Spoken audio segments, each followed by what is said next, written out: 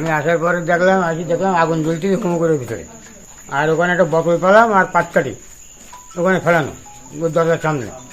এই দেখলাম, তারপর লোকজন আসলো, আর পানি মারার পরও আরও দৌড় আগুন জ্বলছে ওর ভিতরে। তো আমরা পানি বন্ধ করলাম, যে পানি আর মারিস নি, পানি মারলে আরও বেশি হয়। আর তারপরে ফায়ার ব্রিগেড আসি, তার আসার আগে আমরা আগুনটা আস্তে আস্তে আস্তে নিভে গেলাম। পুকুর মাথায় গেছি, গিয়ে পুকুর দিক থেকে যখন পশ্চিম দিকে তাকাইছি তখন দেখি যে হুট করে আগুন জ্বলে উঠি। ওই পাশে দৌড় মেরে আসলাম, আসি দেখি ঘরের ভেতরে আগুন ঢুকে গেছে, শাটার লাগাইনি, তালা দিয়া।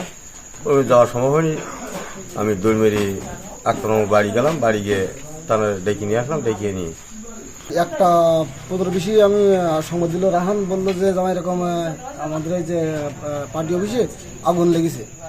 আসার পর দেখি যে এখানে অনেক মানুষ ছিল, তারপরে দেখলাম যে আসলে আগুন ধরেছে। ঠিক আছে, কারণ যত পানি মারতেছে আমরা পানি নেওয়ানোর জন্য, তত দিকে পানিটা আগুনটা যেন ফুলকে যাচ্ছে বেশি, যার কারণে আমরা পানি দেওয়া বন্ধ করলাম। যে ফায়ার সার্ভিসে ফোন দিয়েছে, ওরা আসতেছে, যার কারণে আমরা স্টপেতে ছিলাম। টেকট্রা মিক্সার গ্রাইন্ডার ঝামেলা কমায়, সময় বাঁচায়। দেখলাম যে আগুন জ্বলতেছে, বুঝতে পেরেছেন। আমরা এইভাবে তো কারোর দোষারোপ দেখতে পারবো না, বুঝতে পেরেছেন। 11:30 12:15 দিকে যে আমরা পেট্রোল করে ঘুরিয়ে দিয়ে ওখানে মোড়ে একটু বিশ্রাম করি, দাঁড়াই, গল্প করি।